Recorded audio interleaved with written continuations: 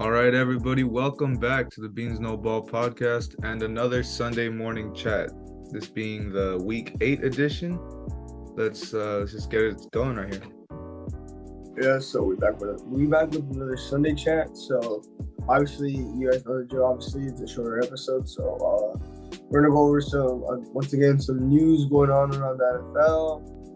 We're gonna go over our catch or trash, our fantasy, and then some quick recaps of our teams. So to start things off with the news, one of the biggest headlines so far is Christian McCaffrey got traded this Thursday to the San Francisco 49ers. What's also surprising to me is that not one first round.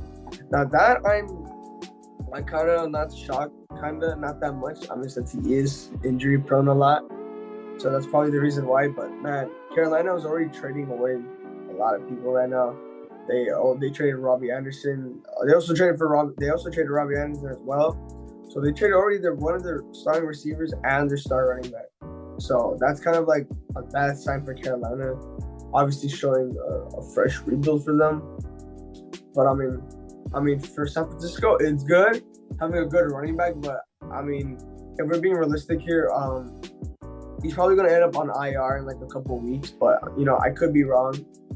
But it's a good pickup for San Francisco. But for Carolina, I mean, it looks like they're struggling out over there. Yeah, I mean, it's like you said, they're on a fire sale right now, and obviously, I think last week you were thinking, why would they get rid of it if that's all they got left? But that they're going to rebuild, and they're going to have to do that. They're probably going for the top pick this year, and I mean that's the direction. Obviously, they're shopping DJ Moore. Obviously, they said he wouldn't be traded, but obviously in the situation they're in, they kind of just accepted it, and he'll be on his way out by the time this trade deadline comes.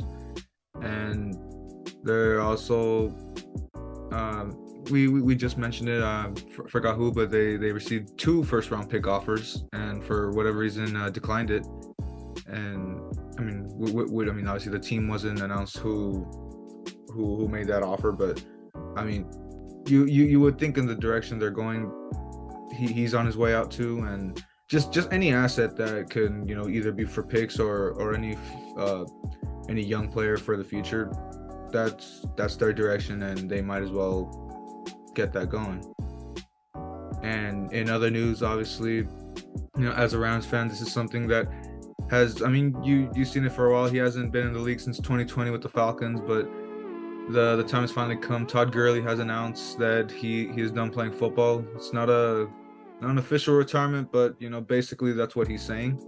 It's tough to see. Obviously, he was like my first favorite player on the Rams once they came to LA. It's just it's tough to see the downfall he had ever since the year he took us to the Super Bowl and started getting the knee troubles, and obviously we ended up cutting him. But he's one of the main reason I fell in love with the Rams, and I appreciate everything that he did for us. Obviously, Rookie of the Year, Offensive Player of the Year. He's a rushing leader, a Rams legend, obviously. So I mean, the best of luck to him in whatever he does in retirement, and a great career in the end. Yeah, honestly, when I got the news that he was retiring, I kind of felt like a little bad because I mean he could have been one of the greatest. Don't get me wrong. Injuries just caught up to him. I think it was his knee. I think it was his knee injury, right? Because I think he got arthritis, right? In like 2019, that came out. But man, it sucks. He had like a bright future ahead of him, and just like sports in general. Injuries can catch up to you, and they can really put you down, and you can't really move forward from that. That's basically what happened with Todd Gurley. It was pretty bad, but sadly, it's not a Hall of Fame career. But he did have one. He did have a decent career. Don't get me wrong, but Hall of Fame worthy, I don't think he's gonna get in. It was just, I mean, too small of a sample size. I mean, sure, yeah. That I mean, call it the 2017 and 2018. If he would have stretched out more years like those two, easily he would have been a Hall of Famer, possibly in the conversation for one of the best ever. But it's like what happens a lot. It's just injuries I mean, it sucks. It happened to a great guy. Obviously, we had the pleasure of meeting him a couple months back at the Super Bowl experience. Got this jersey back there signed and a couple other things. It was just he's a great guy, and it's tough to see him go down like this. But best of luck to him. Yeah. And I mean, in other news, obviously there's a lot of injuries going around here. We got J.K. Dobbins, who will have to go through a knee surgery, and he's going to be out for 4 to 6 weeks. He obviously it's somewhat of a blow to the Ravens, but they do have Kenyon Drake, who has been taking more of a load recently. So I don't know how much of an impact this is going to make, since Dobbins wasn't really getting the ball much the past couple weeks. But obviously that takes a little bit of versatility from them moving forward, and with the struggling defense, we'll see how much more Lamar has to take on in these few weeks. Yeah, and also another injury too. Russell Wilson, he's out with, I think, his index finger. Is it his index finger or his? I think it's one of his fingers. But he's out for I think 6. I think he's out for like at least 6 weeks. So that's another blow for the Broncos. But I mean, and I like how everyone is going around saying they could possibly win now. I mean, they could, because I mean, Wilson hasn't been able to find anything with that Broncos offense. Has been struggling a lot.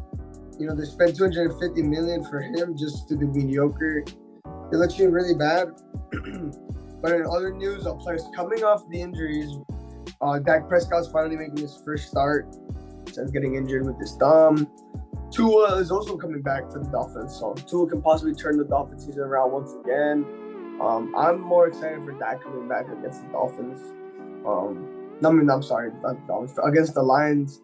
I'm kind of excited now. I really hope he does good. Finally started on my fantasy team, and I just wish the best, honestly. And then Tua obviously too, especially for what's been going on with him with the concussion and everything. So I feel like he's gonna turn the Dolphins season around. Yeah, that's obviously a lot going on right now. I think that's basically to wrap that up and move on to obviously our main segment here. We got the cash or trash. Actually, last week we went over receivers, and pretty close overall on our picks. In our cash picks specifically, we actually tied on. Well, the players we selected tied at 16.7 each with Kupp and Justin Jefferson. But I guess on a technicality, you do get this win because Justin Jefferson had 107 yards and Kupp only managed 80. So good little slight advantage to you.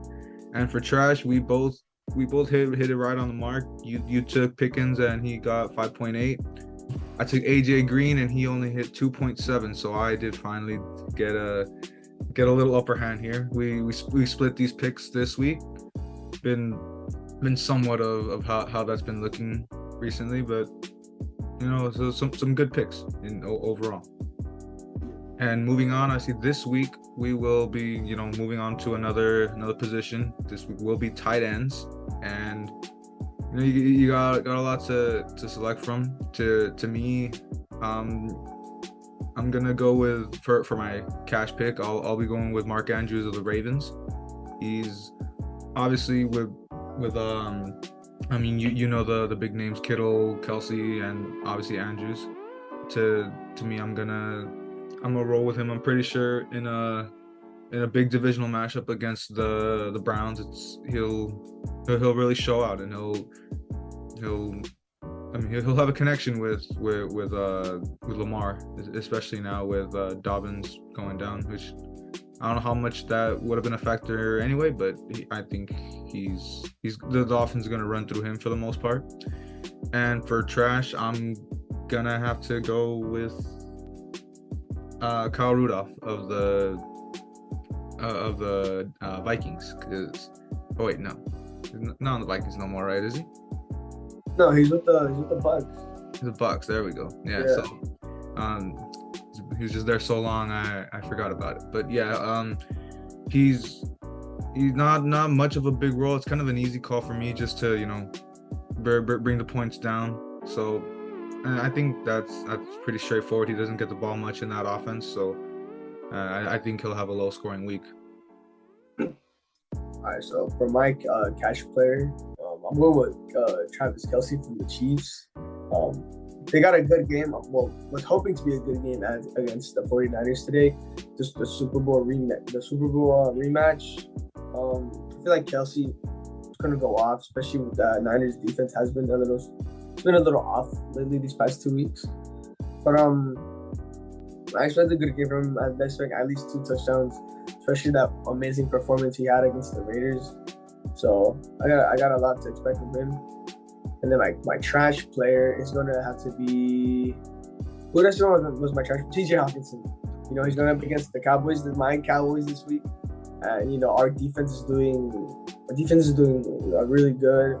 Besides that Philly game where we had so many struggles. But other than that, I mean, we have Jaron Kearse at our safety again, and he is always known for locking up tight ends.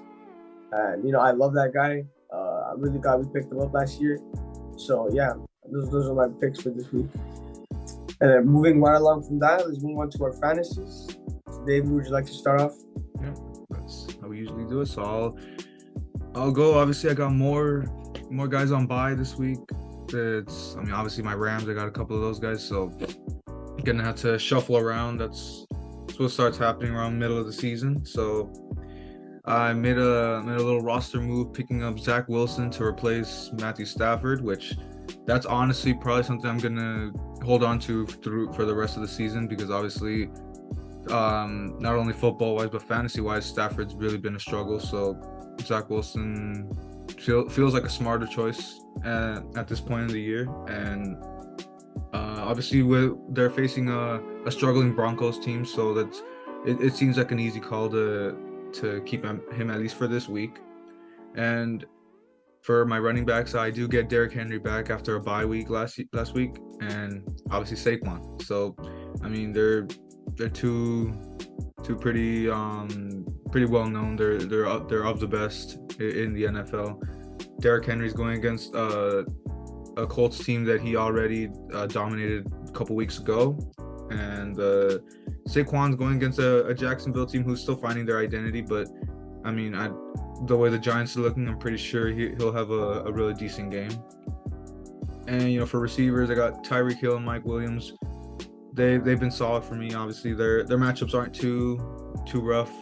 I guess the Dolphins. They're playing the Steelers, so I mean, I guess Fitzpatrick could maybe give Tyreek some struggles, but for the most part, I think he's gonna have his average, maybe 20-point game. And obviously, my tight end Njoku, not gonna change nothing there. He's been giving me a solid amount of points, so I'm gonna keep him in his role. And for the flex, I did have to make some moves because Singletary and Robinson are both on bye. So I went out and picked up Sammy Watkins, who's been on IR, and he's finally making his comeback this week. Hopefully, I mean, he's questionable right now. I'm expecting him to play, but if he doesn't, I'll probably throw in Curtis Samuel. But I'm expecting Watkins to play, and hopefully Rodgers gets him the ball in this game against the Commanders. And in defense, special teams, I brought the Jets, which they were out open. They're playing the Broncos, which not only, even if they had Russell Wilson, now they're down to a backup, and it's just a weird offense in general. So I'm pretty sure the Jets will shut them down for that. I mean, that's my expectation. And obviously my top kicker, I think he's the top kicker in the league right now, Daniel Carlson. He's basically automatic, and the Raiders coming off a bye, I'm feeling he'll get me a good 2 or 3 field goals, a couple extra points. Yeah, solid lineup. So my fantasy team, I had to switch a little bit. Yeah, I had a couple players on bye.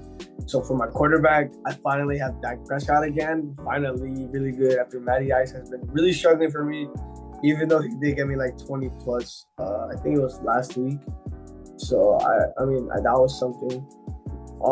So yeah, Dak at QB, I feel like he's like gonna play a little more angry now, and I feel like he's gonna go off against the Lions today.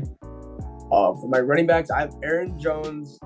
As much as the Packers have been struggling, I really like it's been Honestly, it's been hit or miss with Aaron Jones because I really couldn't pick up any other solid running backs after. So I got him. So I mean, if you can give me at least like 13 points, I mean, satisfaction at least. Then I got Clyde Edwards-Helaire. So another good game. He's going against the Niners.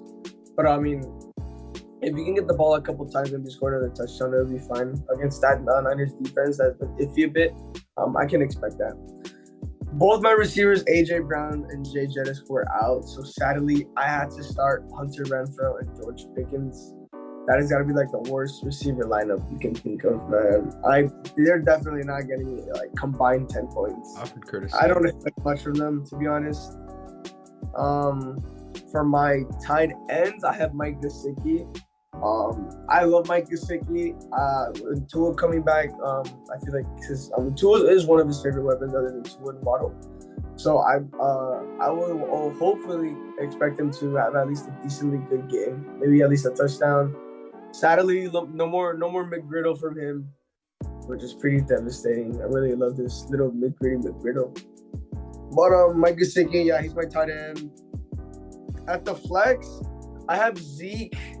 I mean, we've been feeding him the ball more, and he's been giving me some decent fantasy points. So I'm keeping Zeke at the flex. So none too major, and he's always good against the Lions usually.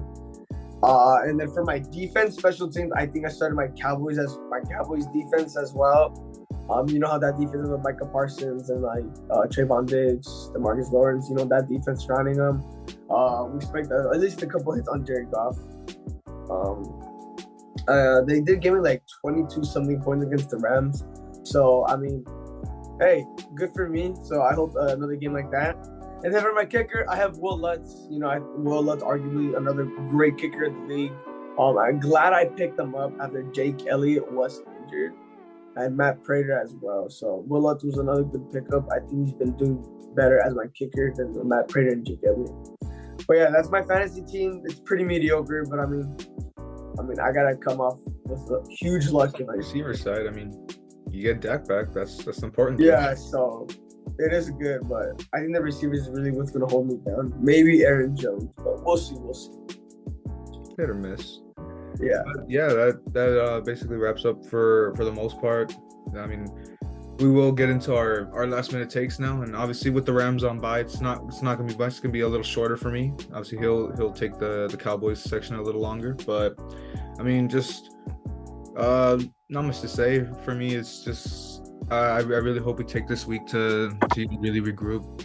And obviously, now with the Niners getting McCaffrey, that's our matchup coming back from the bye.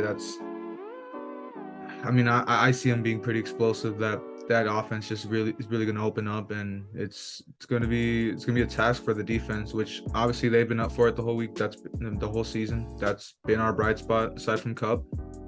They don't give up many points, but it just comes down to the offense keeping up with them. And obviously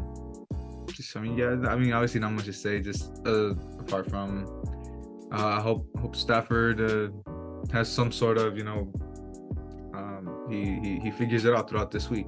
It was a little better obviously against the Panthers last week that he started getting the ball to Robinson and actually used his entire receiving core for the most part. And as long as we can see that against actual competent teams like the Niners and I don't know who we got the rest of the season, I think like the Bucks and the Packers. So if we can start playing like that against good teams, then I do see us bouncing back and I don't know, at least like 10-11 wins this year. Obviously Stafford, he's got to watch those picks. Those picks are really what's hurting him too as well. But other than that, they could possibly turn something around. So with my Cowboys, so obviously the buzz going around, Dak's finally coming back.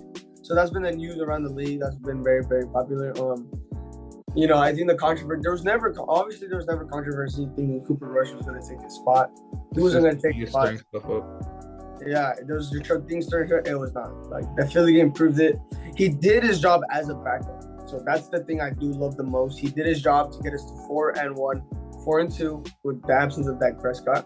So you have to think of, even though he did struggle the last two games, but other than that, he did do well. That defense was the focal point of why he was getting traction. But that doesn't really matter. This is Dak Prescott's team. And going up against the struggling Lions team that was expected to do good in the first couple of weeks. I expect him to have a big game. I wouldn't be upset if he's a little rusty. Obviously coming back from an injury from his thumb on his throwing hand. So obviously I wouldn't be too upset if he's rusty, but I would still like to come down with the win.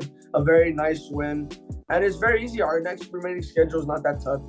If we can get the win right now, we're 5-2. Would be 5-2. Then we have the Bears next week, and then we have our bye, and then we come out against playing the Packers, which is another team that's struggling. But other than that, everything's looking pretty fine for us. 4-2, nothing too major. It's just the division match. We need to win the rest of our division matchups, and I think that's doable with Dak Prescott at the lineup. I expect a good game today against the Lions. I want a big day by the defense. Big day from Dak Prescott. Kellen Moore utilizing the running backs, Zeke and Pollard. The 1-2 punch, as we like to call it with them. So everything's looking good. As I'm saying, I got nothing else to say besides the coaching. I just hope the coaching as well for the remaining weeks. Dak, hope that injury doesn't screw with him. That's pretty much all I gotta say. Yeah, all you say about that is, you covered it all real good. The only thing I could say for you, obviously Dak, like you said, he may be rusty, but this is a type of matchup that you would expect. It's easy to ease in. Obviously, nothing against the Lions, but they're obviously a struggling team. They're a more bottom feeder type team. So it's a type of game that you feel you can ease Dak in somewhat easily. Yeah. But yeah, with all that being said, it's gonna wrap up another nice little concise short episode of Sunday morning chat. Just honestly keep it rolling another week, another 2 episodes. Just obviously we appreciate everyone that stays. And I guess Christian, anything else to finish us off? Nothing, pretty much. Just glad enough we did another nice Sunday morning chat early in the morning. We got just less than 3 hours to the 10 a.m. game start. That's when my game starts. I think you'll be chilling since your Rams on. I got a nice stress-free week for the first time, and then back at it next week, obviously. Yeah, other than that, we'd just like to obviously thank everyone for sticking around on our podcast. We'll expect we'll just keep going what we're doing. Everything's going well. We'll have an episode Tuesday, and that's pretty much it. That wraps up Sunday Chat, and then we'll see you guys later this week.